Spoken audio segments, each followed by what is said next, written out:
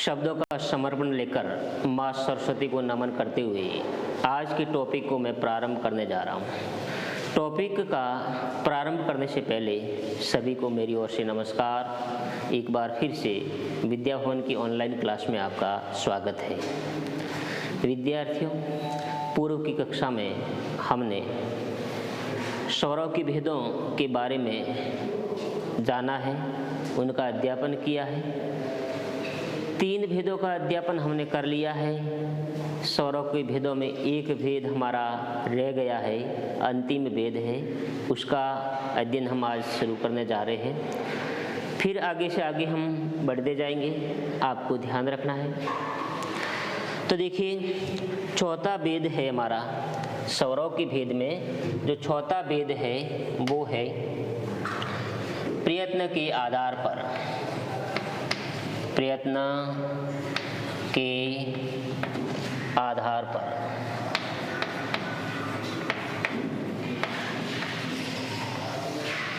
अब देखिए, आपके मन में एक प्रश्न ये जरूर आता होगा कि प्रयत्न क्या है।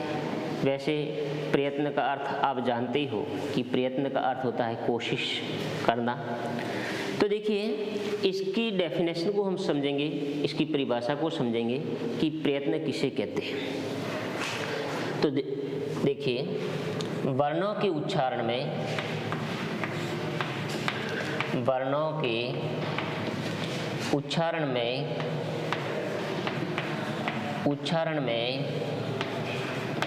उच्चारण में बोलने वाले को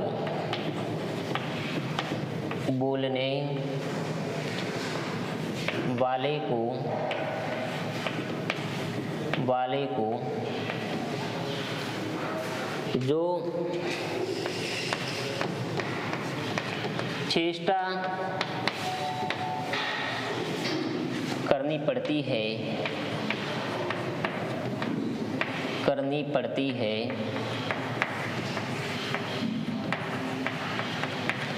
उसे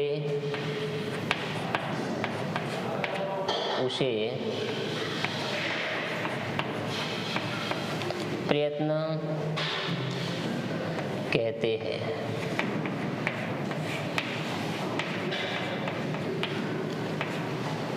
आप परिभाषा को अच्छी तरह से समझ गए होंगे कि प्रयत्न क्या होता है। वर्णों के उच्चारण में बोलने वाले को जो चेष्टा करनी पड़ती है। अब चेष्टा यानी वही चेष्टा का अर्थ होगा प्रयत्न या कोशिश। क्या कहेंगे? प्रयत्न, या उसको हम क्या कह सकते हैं? कोशिश कह सकते हैं। तो जो चेष्टा करनी पड़ती है उसे हम क्या कहते हैं? प्रयत्न कहते हैं। रही बात, अब आगे ध्यान दीजिए। प्रयत्न के आधार पर, प्रयत्न के आधार पर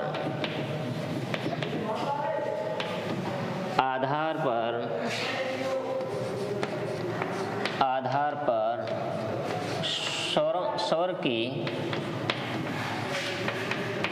2 प्रकार होते हैं। 2 प्रकार होते हैं। देखिए, प्रयत्न के आधार पर स्वरों के 2 प्रकार होंगे। अब 2 प्रकार में जो पहला प्रकार वो है घोष स्वर। ध्यान से समझना है, घोष।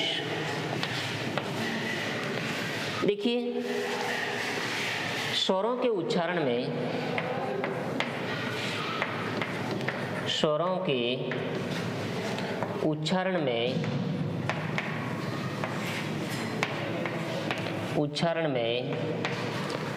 स्वर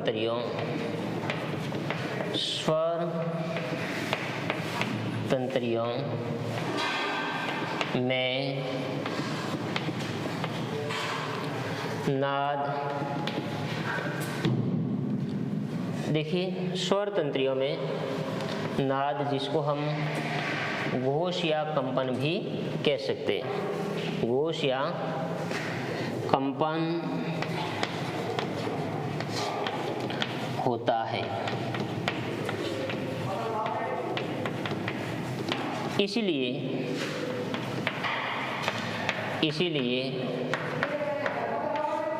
भाषाओं के सभी स्वर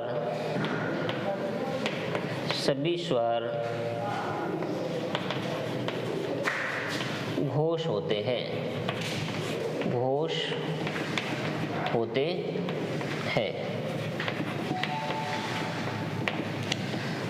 अब घोष स्वर के बारे में आप अच्छी तरह से समझ गए होंगे कि घोष स्वर क्या होता है। स्वरों के उच्चारण में स्वर तंत्रियों में नाद, घोष या कंपन होता है। नाद को हम घोष या कंपन भी कह सकते हैं।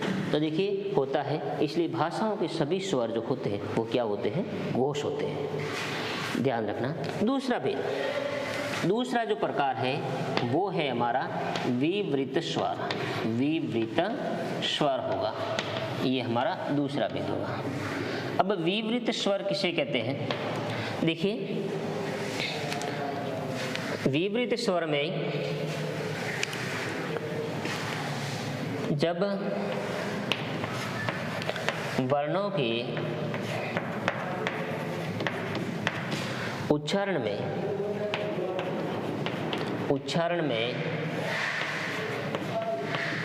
में मुंह खुला होता है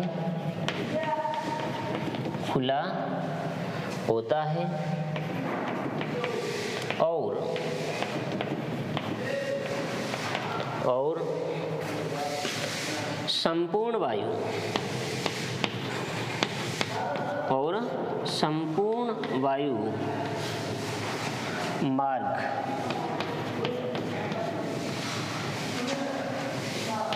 एक विवर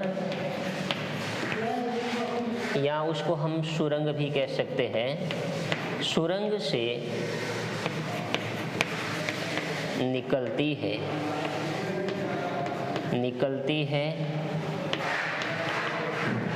उसे विवृत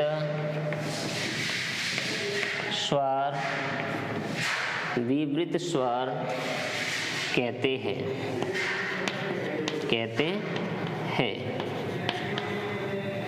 सभी स्वर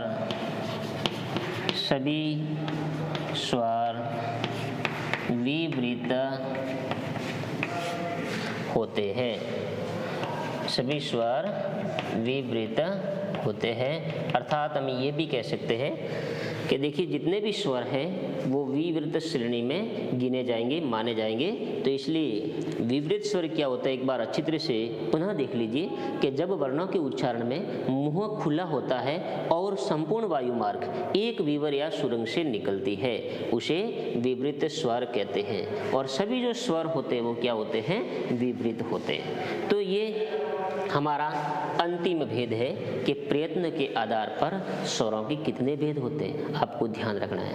प्रयत्न के आधार पर स्वरों के दो भेद होते हैं, पहला घोष स्वर और दूसरा जो होता है वो विवृत स्वर। अब घोष स्वर किसे कहते हैं ये भी आप समझ गए होंगे कि स्वरों के उच्चारण में स्वर तंत्रियों में नाद, घोष या कंपन होता है, इसलिए भाषाओं के सभी स्वर क्या होते हैं? घोष होते हैं।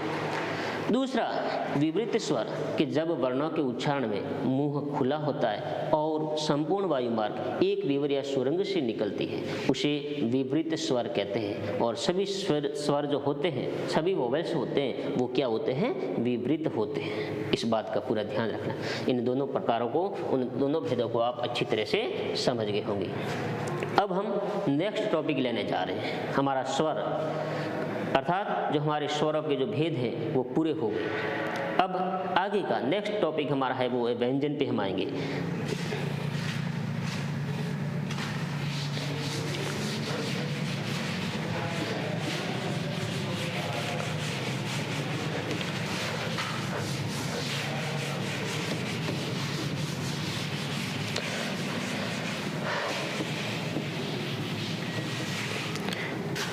अब हम आगे जो पढ़ेंगे वो है हम व्यंजन पढ़ेंगे। क्या पढ़ेंगे? व्यंजन। अब व्यंजन को आप जानते हो कि व्यंजन को इंग्लिश में क्या कहेंगे? कॉन्सोनेंट्स। इंग्लिश में हम क्या कहेंगे? कॉन्सोनेंट्स। अब आप कॉन्सोनेंट्स के बारे में अच्छी तरह से जानते हो कि कॉन्सोनेंट्स क्या होता है, व्यंजन क्या होता है, आपने पूर्व की कक्षाओं में पढ़ा है, इसलिए आपको ये टॉपिक बहुत ही सरल लगता होगा, लेकिन ये वास्तव में सरल नहीं है। इसको समझने की आवश्यकता है। यदि आप अच्छी तरह से उसको समझ लोगे तो कोई कठिनाई नहीं होगी।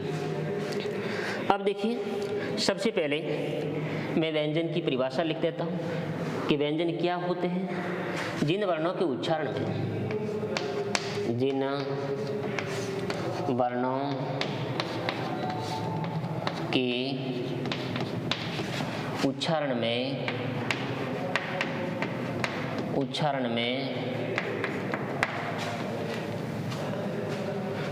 में मुख से निकलने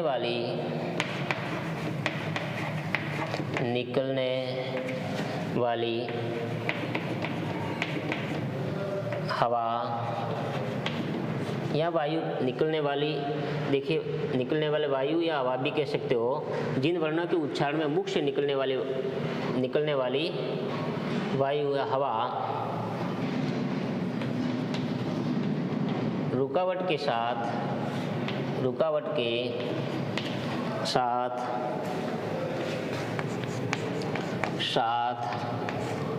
बाहर निकलती है और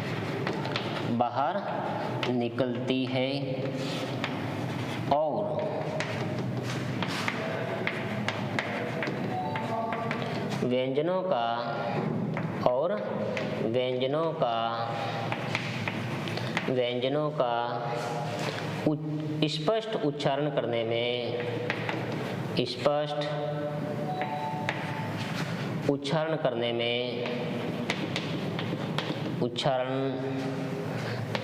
में स्वरों की सहायता ली जाती है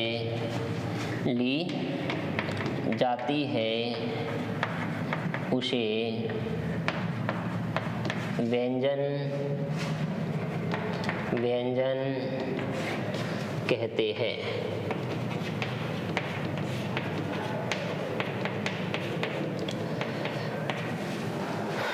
देखिए, आप परिभाषा के माध्यम से अच्छी तरह से समझ गए होंगे कि व्यंजन क्या होते हैं। कि जिन वर्णों के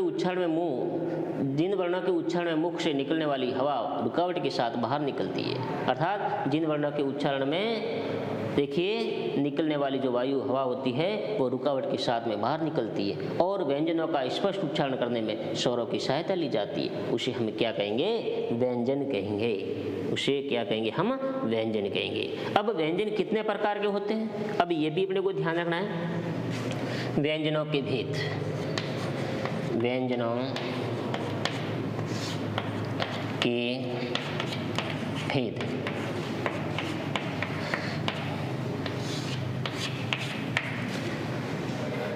व्यंजन 3 प्रकार के होते हैं। 3 प्रकार के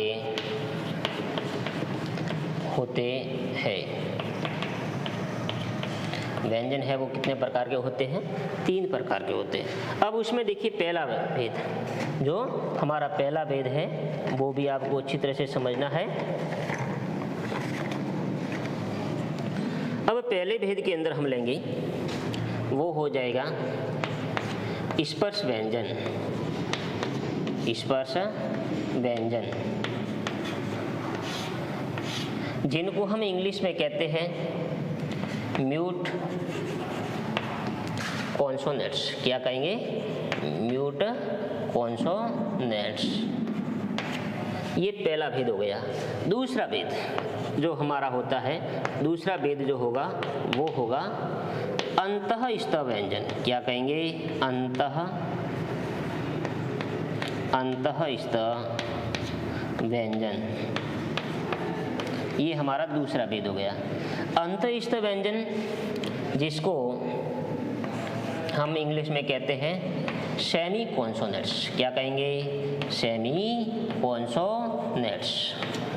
तीसरा जो हमारा भेद होता है वो होता है, देखिए, ऊष्मा व्यंजन।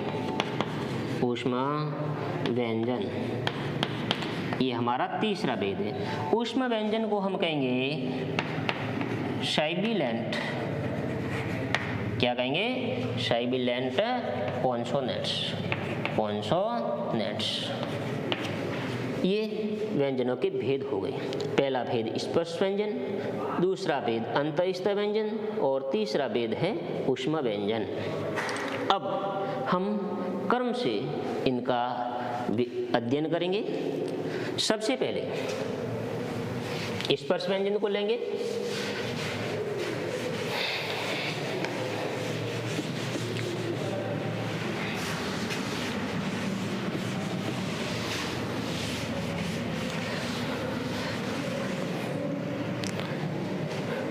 अब पहला देखिए, पहला भेद है हमारा स्पर्श व्यंजन।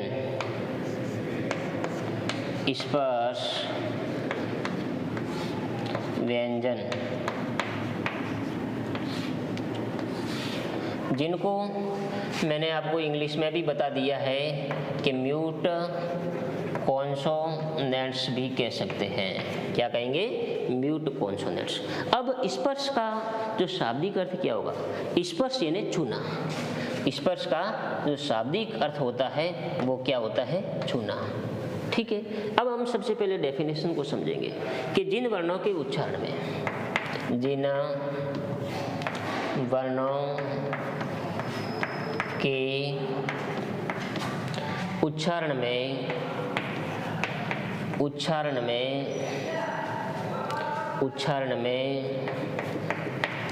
जिह्वा, जिन वर्णों के उच्चारण में जिह्वा मुख के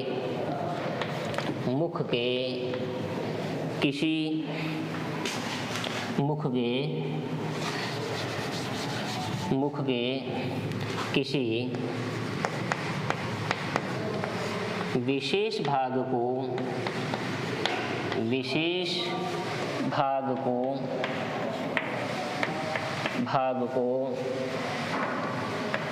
स्पर्श करती है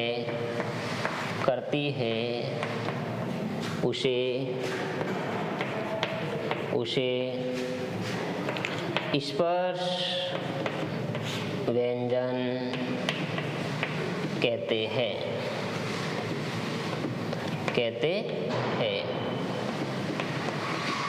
ये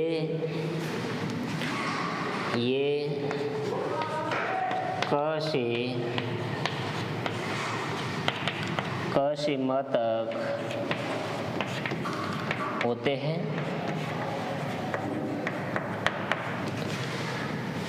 इन्हें 5 वर्गों में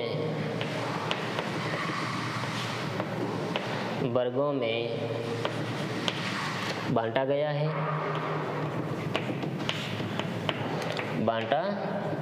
है।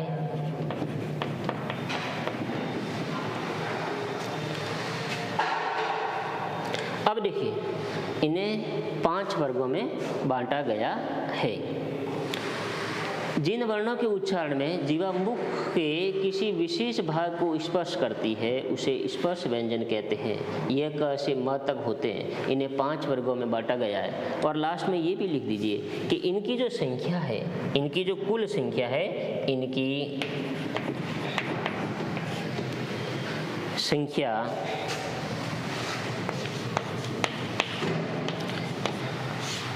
25 है, या अपन 25 भी कह सकते हैं। इनकी जो संख्या कितनी है? 25 है। अब हम इनके जो 5 वर्ग है, इन वर्गों के बारे में समझेंगे। तो यहाँ देखिए, यहाँ आप लिख दीजिए क्रम संख्या।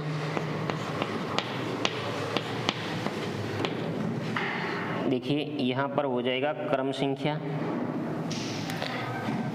यहाँ पर हो जाएगा व्यंजन, और फिर आगे एक सारणी के रूप में आपको इसको लिखना है, और यहाँ लिख दीजिए उच्चारण स्थान। उच्चारण स्थान क्या है, और यहाँ पर आप लिख दीजिए नाम, इनको क्या कहते हैं वो हम समझेंगे। अब क्रम संख्या 1 में जो हमारा पहला वर्ग आएगा वो वर्ग होता है क वर्ग। क वर्ग में आने वाले व्यंजन कौन कौन से होते हैं वो मैं यहाँ लिखने जा रहा हूँ। देखिए क, ख, ग, घ और ड़, ये 5 व्यंजन आ गए। देखिए प्रत्येक वर्ग में इनकी जो संख्या है वो कितनी है, 5 है, ये भी आपको ध्यान रखना है। तो क, ख, ग, घ और ड़, इनका जो उच्चारण स्थान होता है वो क्या होता है, कंठ होता है। इनको ये जो व्यंजन है वो कंठ से उच्चारित किए जाएंगे, इसलिए इनका उच्चारण स्थान क्या हो जाएगा, कंठ हो जाएगा। और इनको क्या कहा जाता है, इनको हम कहेंगे कंठीय वर्ण। क्या कहेंगे, कंठीय वर्ण कहेंगे, या कंठीय व्यंजन भी कह सकते हैं। दूसरा भेद जो हमारा है वो है च, च, ज, झ और न। ये हमारा दूसरा वर्ग हो गया। इनमें भी व्यंजनों की जो संख्या है वो कितनी है, 5 है। अब इसका जो उच्चारण स्थान होगा वो क्या होगा, तालु होगा। क्या होगा, तालु होगा। देखिए अकुह विसर्जनाम कंठ, आपने संस्कृत में पढ़ा होगा, अकुह विसर्जनाम कंठ, अ आ क वर्ग पूरा, और ह और विसर्ग का जो उच्चारण स्थान होता है वो क्या होता है, कंठ होता है। इसी तरह च, च, ज, झ और न्य, इचु ईशानाम तालु, इचु यशानाम तालु, इसको तालव्य वर्ण कहेंगे। क्या कहेंगे, तालव्य वाणी, तालव्य वर्ण कहेंगे। फिर आ जाइए तीसरा वर्ग, वो है ट, ठ, ड, ढ और न। ट, ठ, ड, ढ और न। देखिए ऋतु रसाणाम मूर्धा, इनका उच्चारण स्थान जो होगा वो क्या हो जाएगा, मूर्धा हो जाएगा। ऋतु रसाणाम मूर्धा, अर्थात इनको हम क्या कहेंगे, मूर्धन्य वर्ण कहेंगे, मूर्धन्य वर्ण कहेंगे। फिर चौथा जो भेद है हमारा वो है त, थ, द, ध और न। देखिए ऋतु लसानाम दंता, इनका उच्चारण स्थान क्या होगा, दांत होगा या दंत होगा। क्या हो जाएगा, दांत या दंत। इनको हम क्या कहेंगे, दंतीय वर्ण कहेंगे। क्या कहेंगे, दंतीय वर्ण, ध्यान रखना। और अंतिम जो भेद है हमारा वो है प, अंतिम वर्ग है वो है प, फ, ब, भ और म। प, फ, ब, भ और म, इनको हम, इनका उच्चारण किया जाएगा, वो किससे किया जाएगा, ओष्ठ से किया जाएगा। किससे, ओष्ठ। ओष्ठ को हम देखिए, ओष्ठ को हम होठ भी कह सकते हैं या ओठ भी कहते हैं, ये भी ध्यान रखना। और देखिए इनका नामकरण क्या होगा, ओष्ठीय वर्ण। क्या होगा, ओष्ठीय वर्ण। अब आप समझ गए होंगे इनकी। देखिए पहला वर्ग है वो है हमारा, कौन सा वर्ग है, क वर्ग। इनमें आने वाले जो व्यंजन है वो कौन कौन से हैं, क, ख, ग, घ, ड़, जिनका उच्चारण स्थान क्या होता है, कंठ होता है। इनको हम किस नाम से जानते हैं, कंठीय व्यंजनों के नाम से, अर्थात कंठीय वर्णों के नाम से जानते हैं। दूसरा जो वर्ग हमारा छ वर्ग है, छ, छ, ज, झ और न्य, इनका जो उच्चारण स्थान है वो क्या है, तालु है। इनको हम तालव्य वर्ण कहते हैं। तीसरा वर्ग है हमारा ट वर्ग। इसमें आने वाले जो व्यंजन हैं वो है ट, ठ, ड, ढ, न। इनका उच्चारण स्थान मूर्धा है, इनको हम मूर्धन्य वर्ण भी कहते हैं। अब चौथा जो हमारा वर्ग है त वर्ग, त थ द ध न, ये दांतों के द्वारा उच्चारित किए जाते हैं। इनका जो उच्चारण स्थान है वो दांत है और इनको हम किस नाम से जानते हैं? दंतीय वर्णों के नाम से भी जानते हैं। पांचवा जो वर्ग है वो हमारा प वर्ग है, प फ ब भ और म, ठीक है। इसका जो उच्चारण स्थान है वो ओष्ठ होता है, इनको हम ओष्ठ्य वर्ण भी कहते हैं। इनकी जो कुल संख्या है वो 25 है, 25 है, ये भी आपको पूरा ध्यान रखना है। स्पर्श व्यंजनों की संख्या कितनी है? 25 है। देखिए आज जो भी मैंने पढ़ा है वो आपको अच्छी तरह से समझ में आ गया होगा, क्योंकि मेरा आपके ऊपर पूरा विश्वास है और आशा भी है कि आप अच्छी तरह से पढ़ते हैं। इसलिए ये बात जितने भी आज अध्यापन के रूप में हुई है वो अच्छी तरह से आपको समझ में आ गई होगी। धन्यवाद। आगे के भेदों को हम नेक्स्ट वीडियो में लेंगे।